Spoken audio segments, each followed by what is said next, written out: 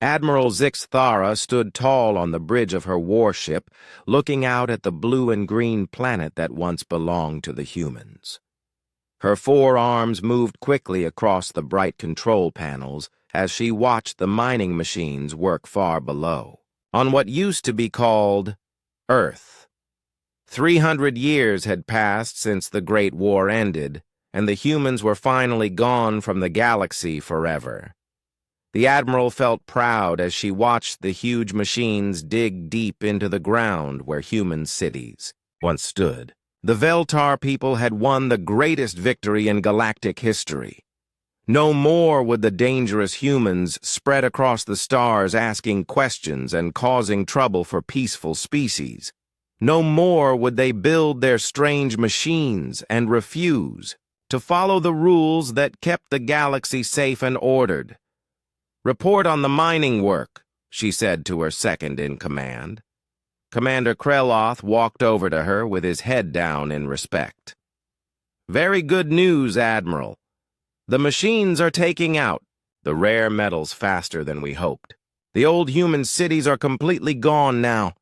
We found no trace of their people or their buildings. It is like they never lived here at all."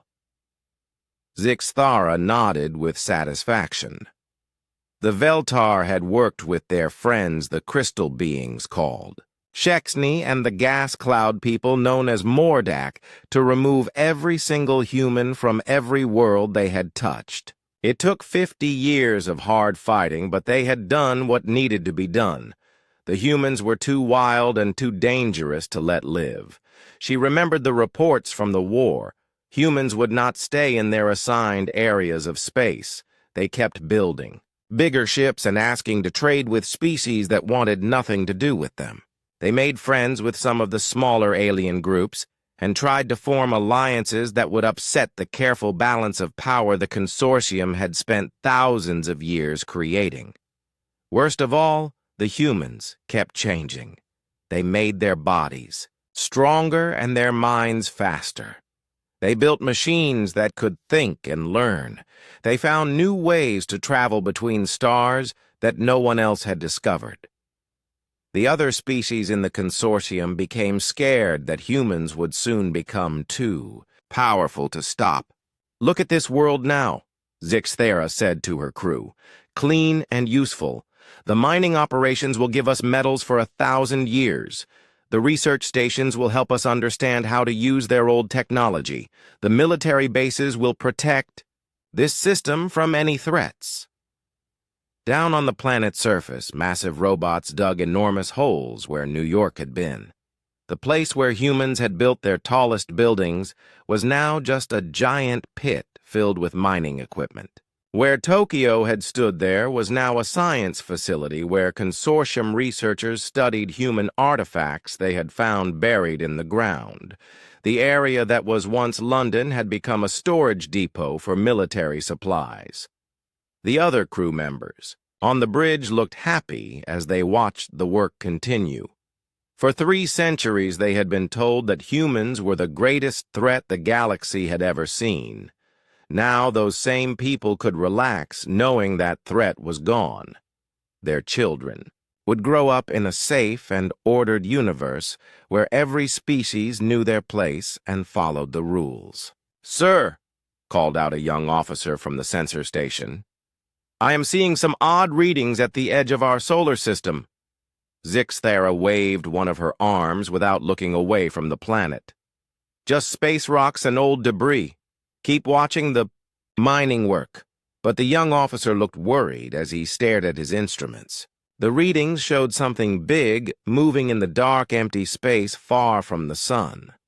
The sensors could not get a clear picture of what it was, but it seemed to be getting closer very slowly.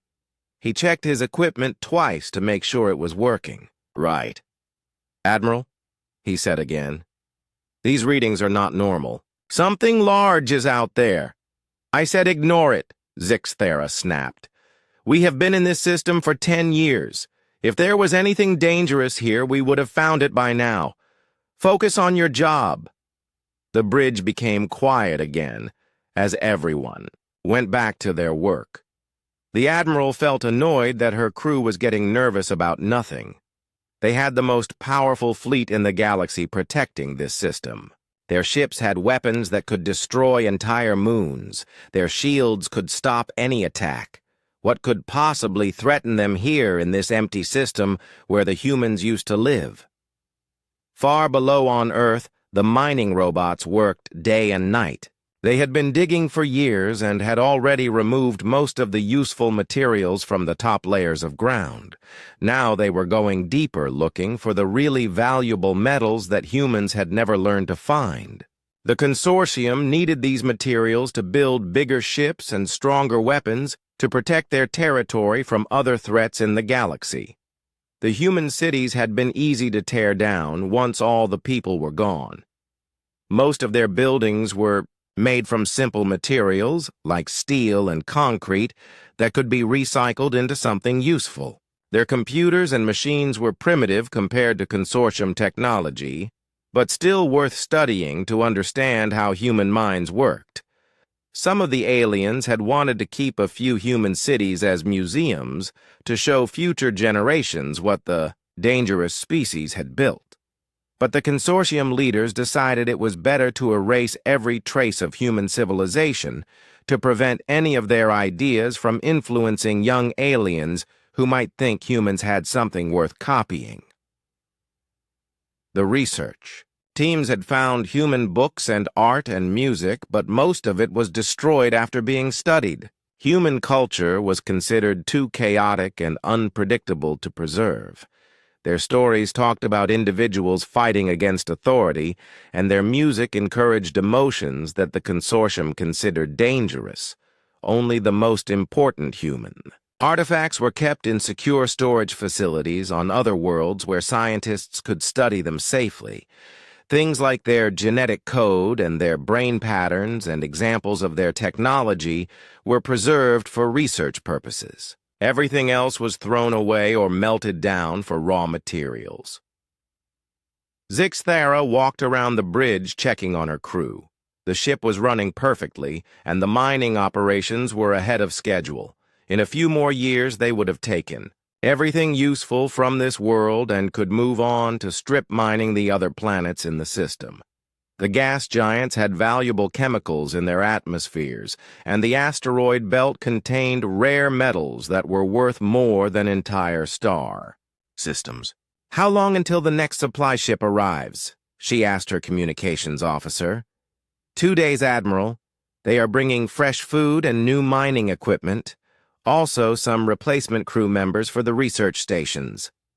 Good. Make sure they know to stay alert. I do not want any accidents or delays in our work here. The young sensor officer kept looking at his strange readings but did not say anything more. The objects at the edge of the system seemed to be moving in patterns that did not match natural space phenomena. But his instruments were not powerful enough to get detailed information from such a great distance. He decided to keep monitoring the situation quietly and report again only if something clearly dangerous appeared.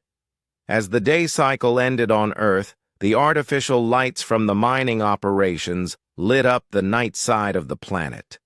From space, it looked like a world covered in tiny stars, as thousands of machines worked without stopping. The sight made Admiral Zixthara feel proud of what her people had accomplished. The humans had been completely eliminated, and their world was now serving a useful purpose for civilized species. The galaxy was safer and more stable than it had been in centuries.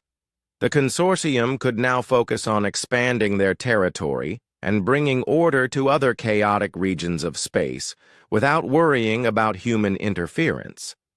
She had no idea that, in the cold darkness between the stars, something vast and patient was watching and waiting for the right moment to return home. Captain Jake Morrison felt his body wake up slowly as the cold sleep chamber opened with a soft hiss. The artificial gravity pulled him down as his ship came back to life after sleeping in the dark for 100 years. Around him, 11 other Crew members were waking up from their long rest. Their faces looked serious because they all knew what they might find when they looked at their home world. Jake had been chosen to lead this mission because he was one of the few people who remembered Earth before the war started.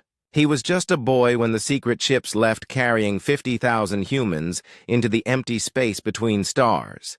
Now, he was old, but the cold sleep had kept his body strong enough to do this important job. "Status report, Lucy," he said to the woman. Waking up in the chamber next to his, Lieutenant Lucy Yang sat up slowly and pressed buttons on the control panel beside her bed.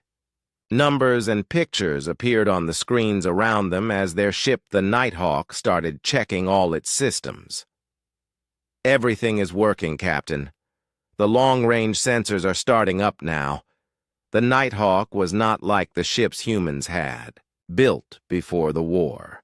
This one was designed to hide in space where no one could find it. Its hull absorbed sensor beams instead of reflecting them back. Its engines ran cold and quiet so they would not show up on alien detection equipment. Even its shape was made to look like a piece of space rock if anyone happened to see it. Lucy stared at her screen and her face became very pale. "Captain, you need to see this right now." Jake floated over to look at the display that showed their home planet. But this was not the Earth he remembered from his childhood. The green and blue world was now covered with brown scars, where huge machines had dug giant holes. Strange buildings that looked like alien designs sat where human cities used to be.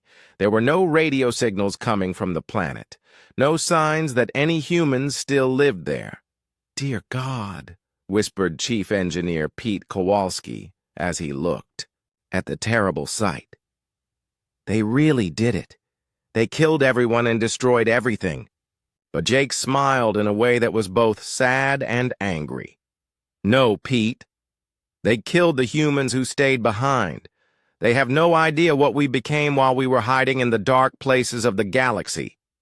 300 years ago, when the alien consortium told Earth that all humans had to surrender and live on prison worlds, the human government had made a secret plan. They called it the Exodus Protocol. The best and smartest humans were chosen to leave Earth on ships that could not be detected by alien sensors. These ships would travel to the farthest parts of space where no aliens had ever gone. For 3 centuries, these hidden humans had done what they had always done best. They learned how to survive in places no one else could live. They built new colonies inside dead planets and hollow asteroids. They mined metals from rocks floating in empty space. Most important of all, they built ships. Many, many ships. The humans who left Earth were scientists and engineers and soldiers and doctors. They brought with them all the knowledge their species had learned. But living in the cold, dark places between stars had taught them new things that humans on Earth had never needed to know. "Lucy, send out the coded message. Use all frequencies and maximum power." "Yes, sir. Sending the message now." The message was short, but it would travel to every hidden human base in the galaxy. Every secret colony and hidden shipyard would receive the same words. "The homecoming begins." Jake thought about all the human settlements scattered across the dark places where aliens never looked.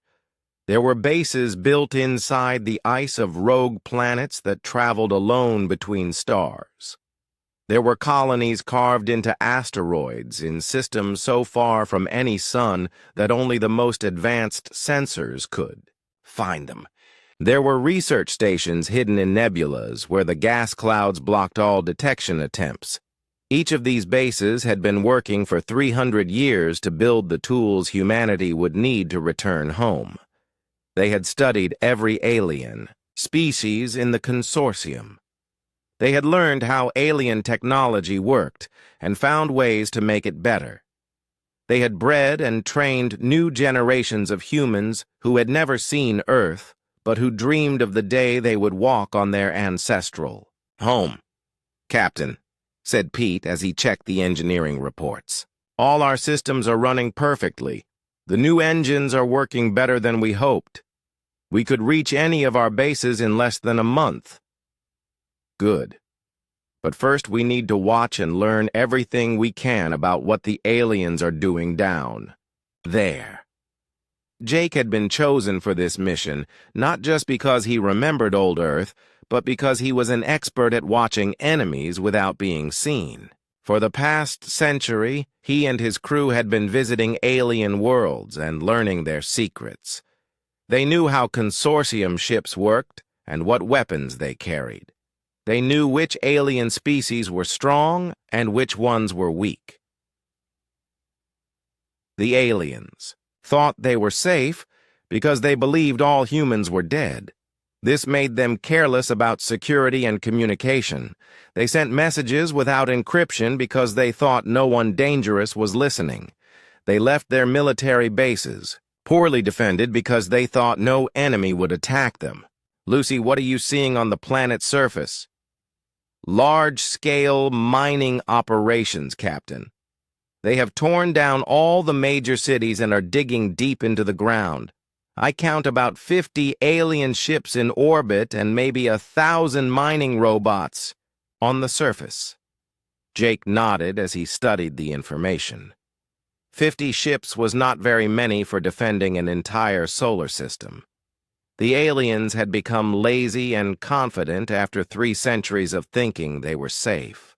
They had no idea that human eyes were watching them and human minds were planning their punishment.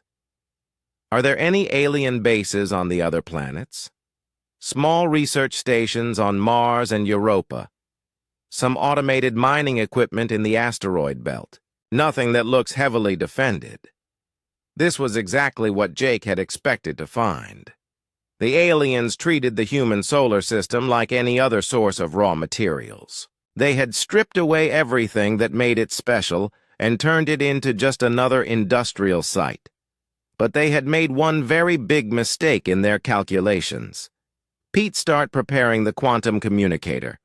We need to send a detailed report to all sector commanders."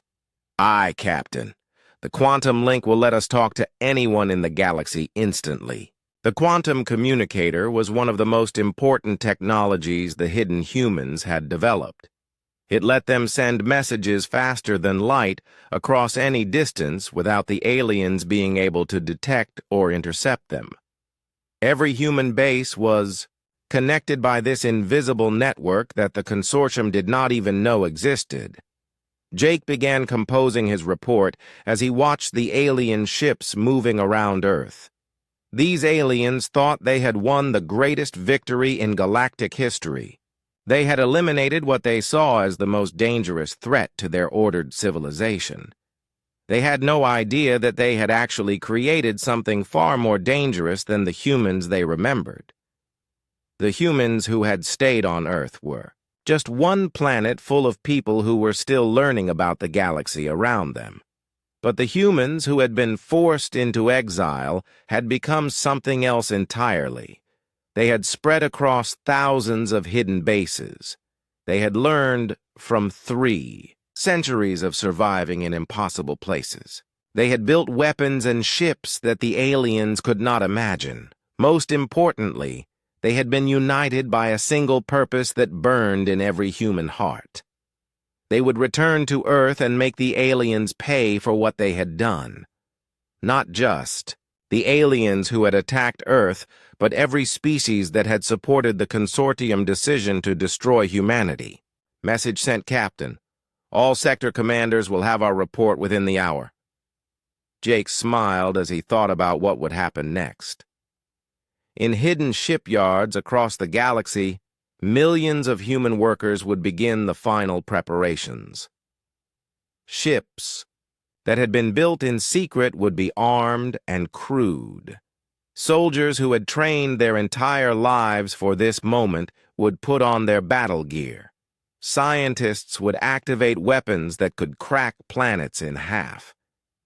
The aliens on Earth thought they were safe because their sensors showed nothing but empty space around them. They had no idea that their world was already surrounded by enemies they could not see. Human ships built with stealth technology beyond alien understanding were moving into position like pieces on a chessboard. "How long do you think it will take for the fleet to assemble?" asked Lucy.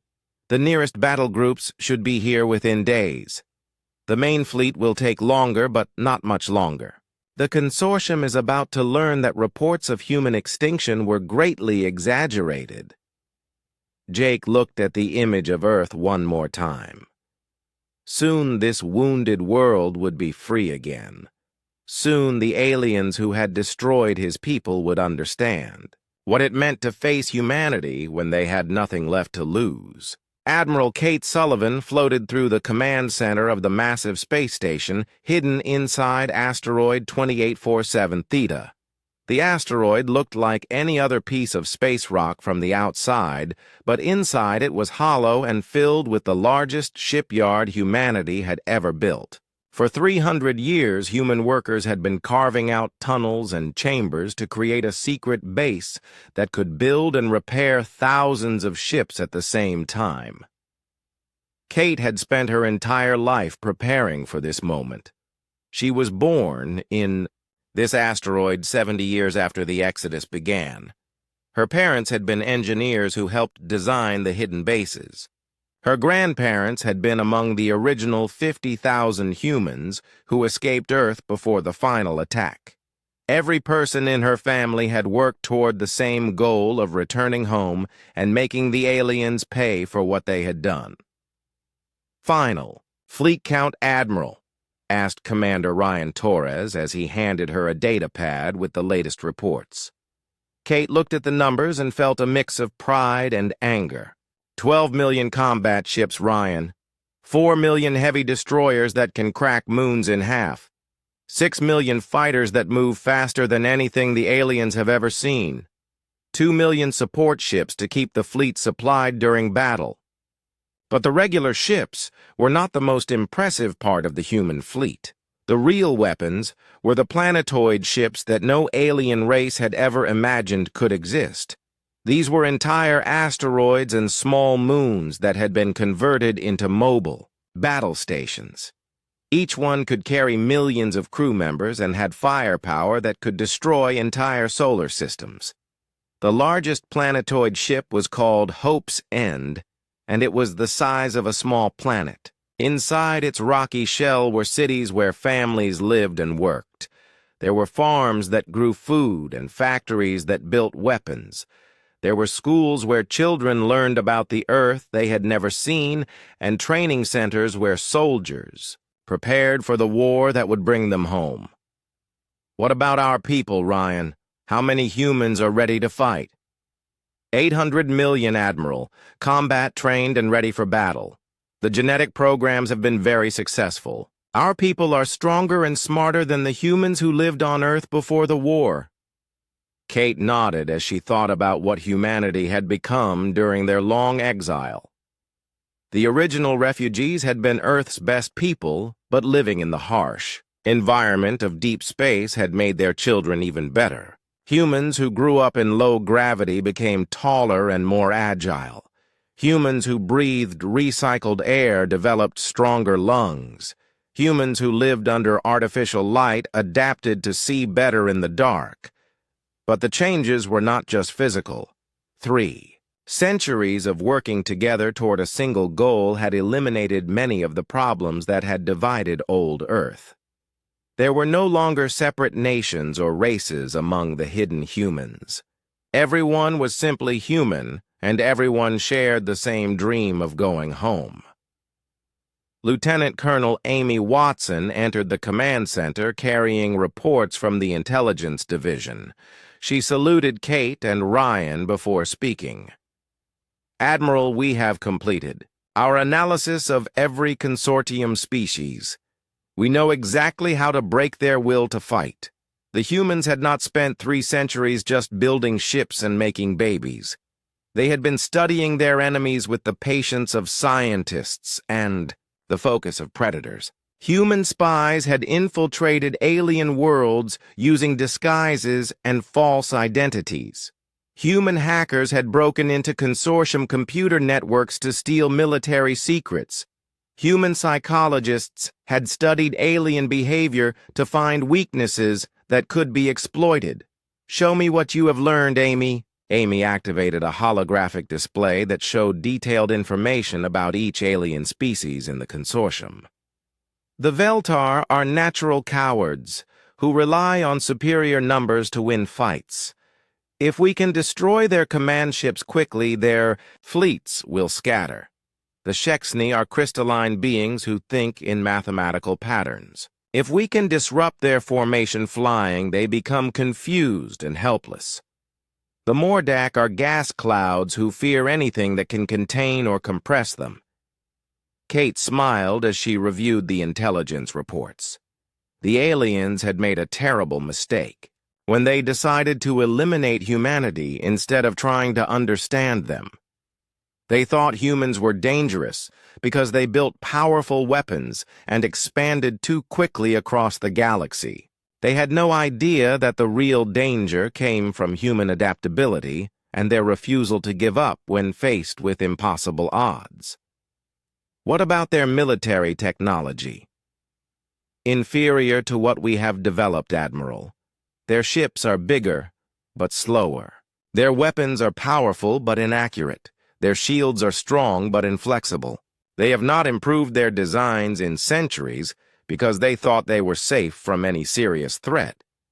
This was the advantage that would win the war for humanity. While the consortium species had become comfortable and lazy, the hidden humans had been forced to innovate constantly just to survive. Human ships could change direction faster than alien sensors could track them. Human weapons could punch through alien shields like they were made of paper. Human computers could hack alien systems in seconds, but technology alone would not be enough to win this war. The consortium had thousands of worlds and billions of soldiers. Even with superior equipment, the humans would be greatly outnumbered in any direct fight.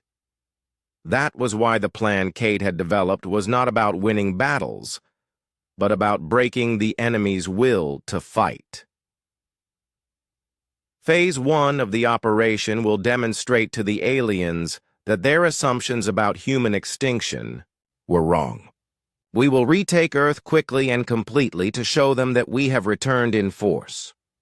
Phase 2 will be psychological warfare designed to spread panic throughout consortium space. We will attack their most secure bases and destroy their most powerful ships to prove that nowhere is safe from human revenge.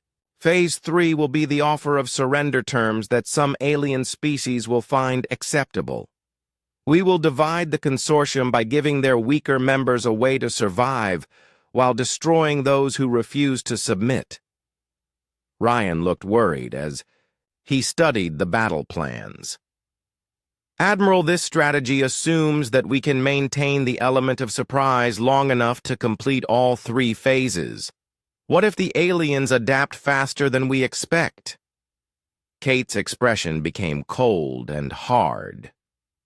Then we move to Phase 4, which is the complete elimination of every alien species that participated in the destruction of Earth. We have the ships and weapons to sterilize entire sectors of the galaxy if necessary. The consortium wanted to commit genocide against humanity. We are prepared to return the favor. The command center became quiet as everyone thought about what Kate had just said. The humans who had grown up in exile were not the same people who had lived on peaceful Earth before the war. 3 centuries of struggle and loss had created a species that was capable of terrible things when pushed too far. "Admiral," said Amy, "carefully, the psychological profiles suggest that most alien species will surrender rather than face total destruction. They are not as willing to fight hopeless battles as humans are." "Good. That will make this easier for everyone. But they needed to understand that we are not the same humans they drove away from Earth. We have become something harder and more dangerous than anything they have faced before." Kate walked over to a window that looked out into the asteroids. Main construction bay. Thousands of human workers were putting the finishing touches on warships that gleamed like deadly jewels under the artificial lights. These ships had been designed by minds that understood both human creativity and alien weaknesses. They were beautiful and terrible at the same time. How long until the fleet is ready to move? All ships will be armed and crewed within 48 hours, Admiral. The planetoid ships are already moving toward the rally point. We can begin the attack on Earth whenever you give the order. Kate thought about the message they had received from Captain Morrison's scout ship. The aliens on Earth were completely unprepared for what was coming. They had 50 ships defending the entire solar system. The humans were bringing 12 million ships and the element of complete surprise. Send the word to all sector commanders. Operation Homecoming begins at dawn tomorrow. It is time for humanity to come home. As the orders went out through the quantum communication network, human bases across the galaxy began to move. Ships that had been hiding in the dark places between stars started their engines and set course for Earth. Weapons that had been built in secret were loaded and armed. Soldiers who had dreamed of this day their entire lives put on their battle gear and prepared to fight. Kate looked at the holographic display showing the current position of every human ship in the galaxy. Soon they would all be moving toward the same destination. Soon the aliens would look up at their sensors and see a sight that would haunt their nightmares for generations to come. The humans were coming home, and they were bringing enough firepower to turn day into night. The first sign that something was wrong came when the stars began to disappear from the night sky above Earth. Admiral Zixathara stood on the bridge of her flagship watching her sensor displays with growing confusion. One by one, the points of light that had shone in the darkness for billions of years were simply vanishing, as if massive objects were moving between her ships and the distant suns. Her 4 arms moved quickly across her control panels as she tried to understand what her instruments were telling her. "Analysis report now," she barked at her sensor operators. "Unknown Admiral. The readings show large objects approaching our position, but we cannot get clear scans of what they are. It is like they are made of empty space itself." Zixathara felt a cold fear growing in her chest as she watched more stars disappear. This was not natural. Space debris and asteroids did not move in the organized patterns her sensors were detecting. Something was out there in the darkness, and it was getting closer to Earth with every passing minute. Then the sun began to dim. The mining crews on the planet's surface sent panicked messages as the normal day cycle was interrupted by an artificial eclipse. The bright yellow star that had warmed Earth for billions of years was slowly being covered by something so vast that it blocked out the light. But there was no moon in this system large enough to create such an effect. "Multiple contacts," screamed the sensor operator as his instrument suddenly filled with warning signals. Massive objects decloaking throughout the entire solar system. The holographic display in the center of the bridge erupted with red indicators as ship after ship materialized from what had appeared to be empty space. But these were not ordinary ships. They were floating cities and mobile planets and constructs so enormous that they made consortium dreadnoughts look like tiny insects by comparison.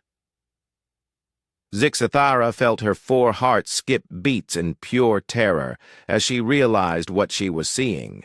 The objects were not just blocking individual stars, they were blocking the sun itself. The fleet that had appeared around Earth was so massive and densely packed that it was creating an artificial night across the entire planet. "Impossible," she whispered as her mind struggled to accept the evidence of her sensors. "We confirmed human extinction 3 centuries ago. We verified that every colony was destroyed and every ship was captured. Admiral, we are receiving a transmission on all frequencies. The voice that came through the speakers was calm and controlled and completely human. This is Admiral Kate Sullivan of the Human Exodus Fleet. To the alien forces currently occupying our homeworld, you have exactly 1 hour to evacuate all personnel and equipment. This is your only warning. Zix Thara's training took over despite her shock and fear. She had not become an admiral by panicking in crisis situations. Open a communication channel. This is Admiral Zix Thara of the Veltar Consortium. Humanity was declared extinct 3 centuries ago after our forces eliminated every human colony and captured every human ship. Whatever pathetic remnant you represent cannot possibly threaten the combined might of the consortium fleet. The response came with a politeness that was somehow more terrifying than any threat could have been. Admiral, I am afraid you are operating under outdated intelligence. We would like to correct your records. Suddenly, every alien ship in the solar system found itself surrounded by target locks from weapons they could not even detect. The sensor displays showed that human ships had moved into attack positions around every consortium vessel without being seen or heard. The aliens were completely surrounded and had not even known enemies were present until this moment. Zix Thara looked at her tactical display and felt her confidence crumble into dust. Her 50 ships were surrounded by thousands of human vessels that had appeared from nowhere. Each alien ship had dozens of weapons pointed at it from multiple directions. The humans had achieved complete tactical surprise and overwhelming numerical superiority in a matter of minutes. You have 59 minutes. Admiral Sullivan's voice continued with the same terrifying calm. I suggest you use them wisely. The bridge erupted in chaos as officers tried to understand how such a massive fleet could have approached without being detected. The consortium had the best sensors in the galaxy and the most advanced early warning systems ever built. Yet somehow, millions of human ships had moved into the solar system without triggering a single alarm. Admiral, called out the communications officer, we are receiving emergency signals from all our ships. They report being surrounded and targeted by human forces of unknown size and capability. What about our reinforcements? Send an immediate distress call to Consortium Command. I am trying, Admiral, but something is blocking our long-range communications. The humans appear to be jamming all our transmissions outside the solar system. Zix Thara realized with growing horror that the humans had not just surrounded her ships. They had cut off all contact with the outside galaxy. No one would know what was happening here until it was too late to send help.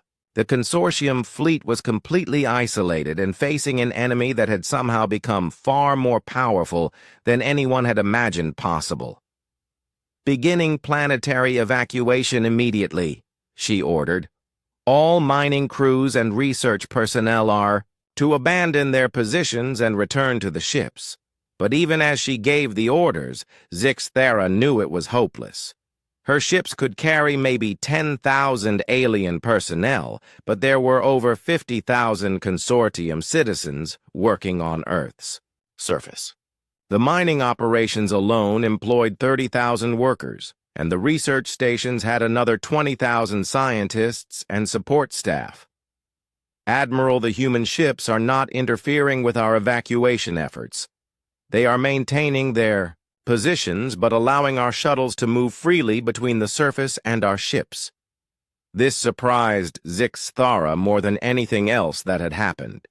If the humans wanted to inflict maximum casualties, they could easily destroy the evacuation shuttles and trap the alien workers on the planet. Instead, they were allowing the consortium forces to retreat with minimal losses.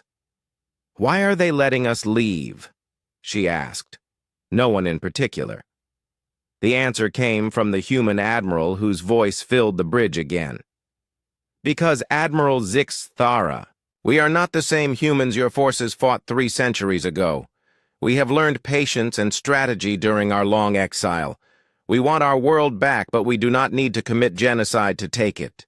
Your people may leave safely if they do so. Quickly! Zixthara felt a chill run through her body as she realized the implications of what she was hearing.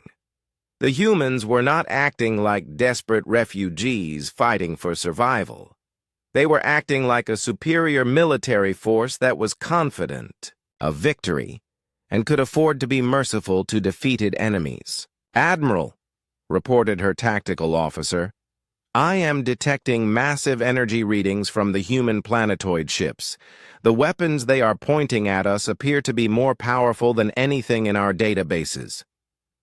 "How much more powerful?" "Preliminary. Scans suggest they could destroy our entire fleet with a single coordinated attack. Their technology appears to be centuries ahead of our current capabilities." The evacuation continued as quickly as possible, but it was clear that not everyone would make it off the planet in time. The mining equipment alone would take days to properly shut down and remove. The research stations contained valuable scientific instruments that could not be quickly transported. 47 minutes remaining, came the calm human voice. Zixthara made the hardest decision of her military career. "All ships prepare for immediate departure. Leave everything that cannot be loaded in the next 30 minutes. Set course for the nearest consortium base at maximum speed." "But Admiral, the mining equipment is worth billions of credits and the research data is irreplaceable." "None of it will matter if we are all dead. The humans have returned and they are far more powerful than we ever imagined. Our only priority now is escaping to warn the consortium about what we have discovered here." The alien ships began launching from Earth's orbit as fast as their engines could carry them. Centuries of accumulated equipment and research were abandoned. As the consortium forces fled in complete panic, the organized withdrawal quickly became a desperate rush to escape before the human deadline expired.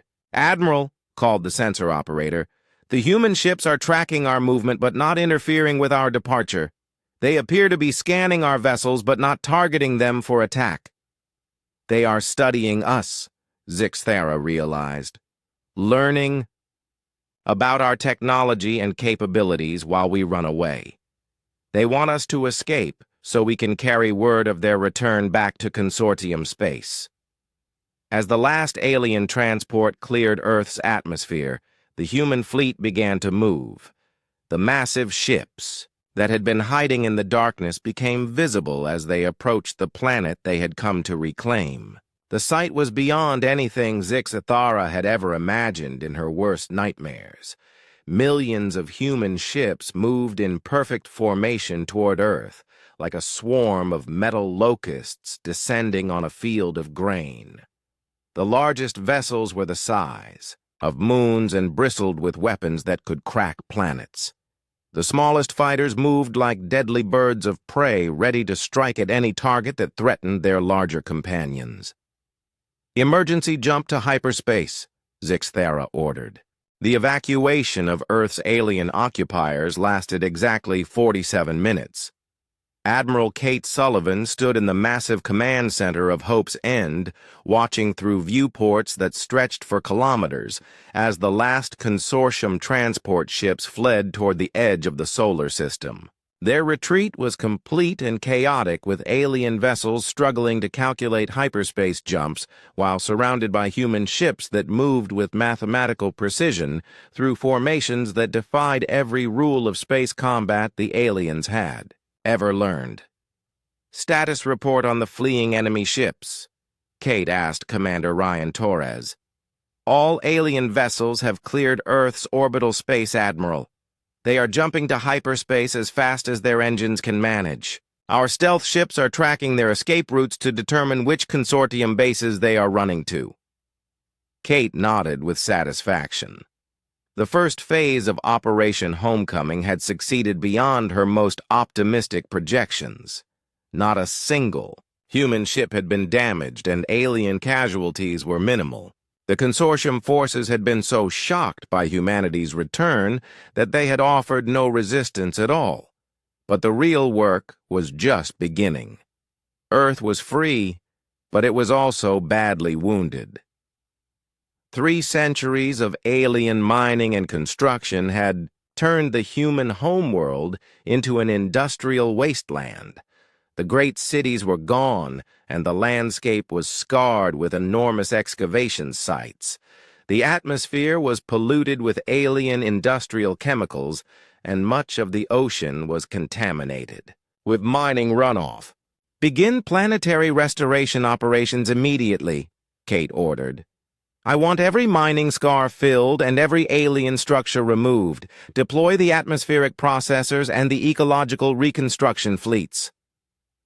The human fleet moved into action, with the efficiency of a machine that had been designed for this exact purpose. Ships that looked like flying forests approached the planet carrying seeds and soil and living creatures that had been preserved in genetic storage for 3 centuries.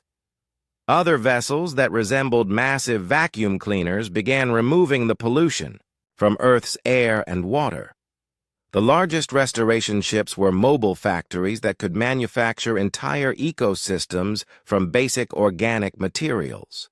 They would rebuild the forests and grasslands and coral reefs that had been destroyed by alien industry.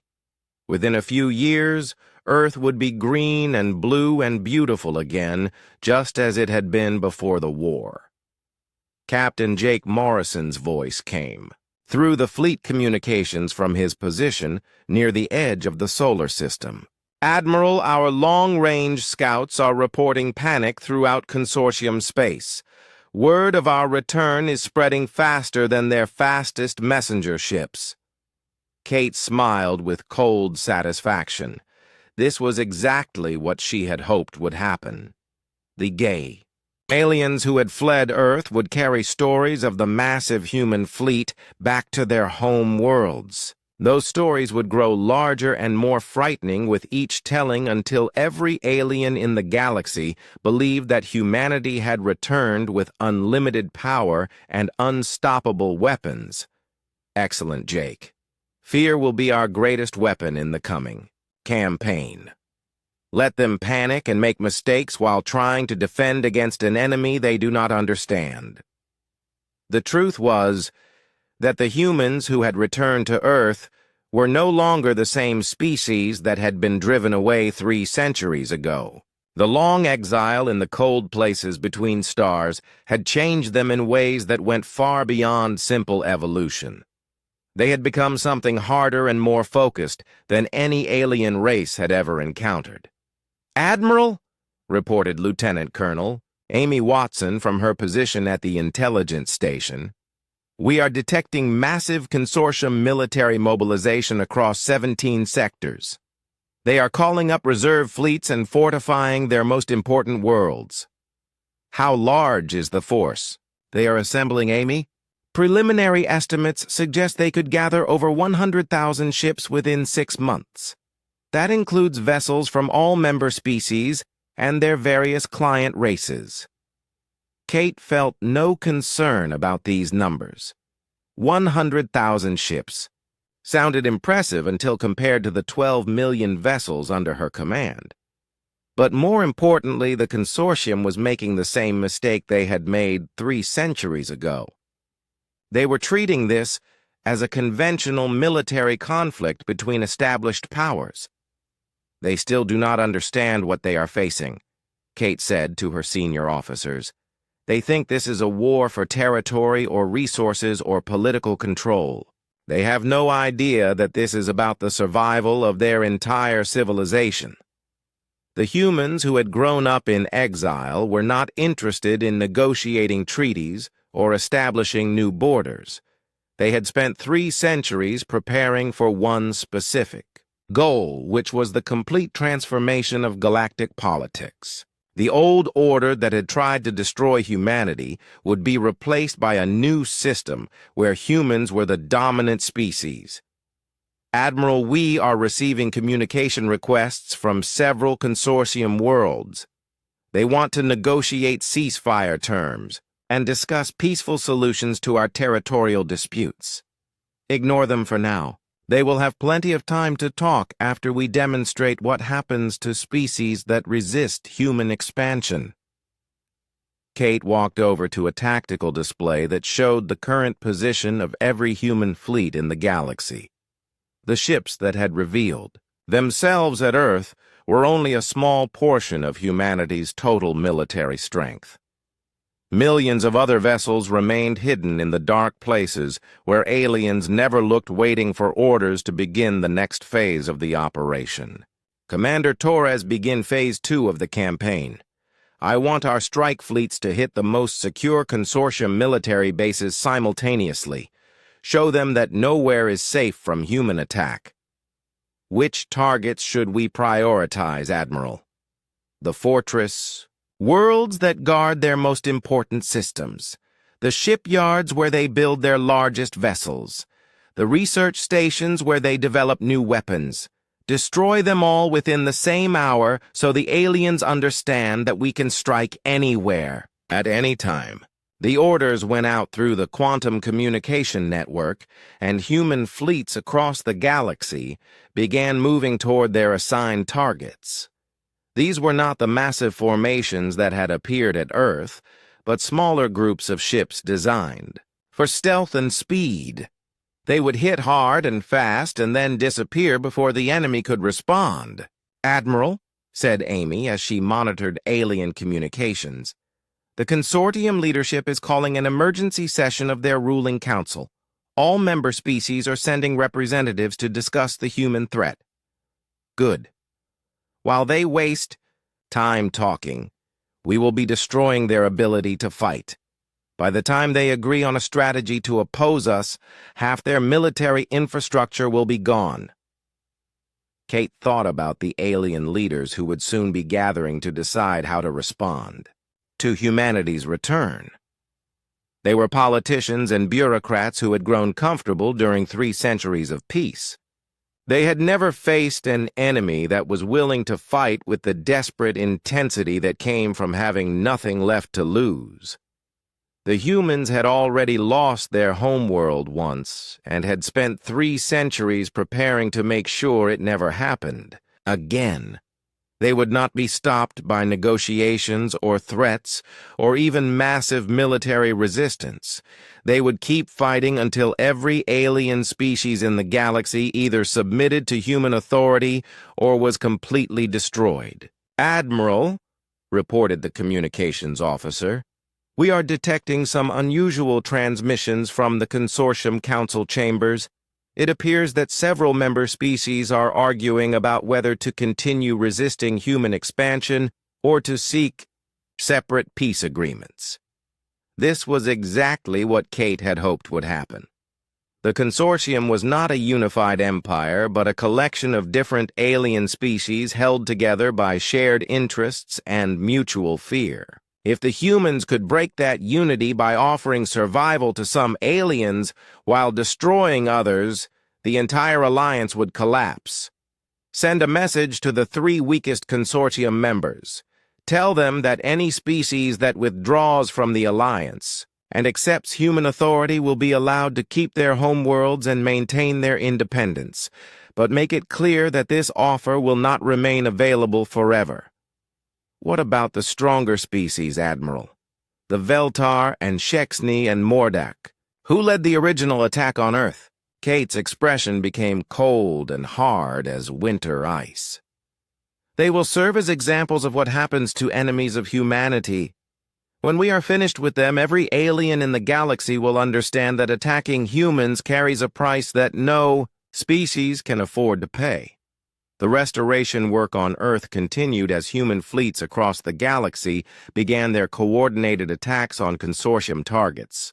The aliens had made one fundamental error in their calculations 3 centuries ago when they decided to eliminate humanity rather than finding a way to coexist peacefully.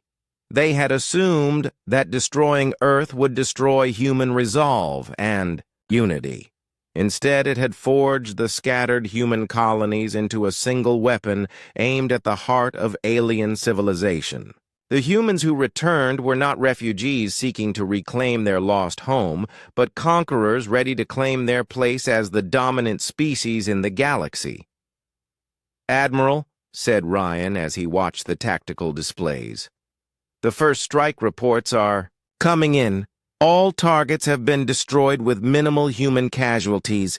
The alien defense forces were completely unprepared for our new weapons and tactics."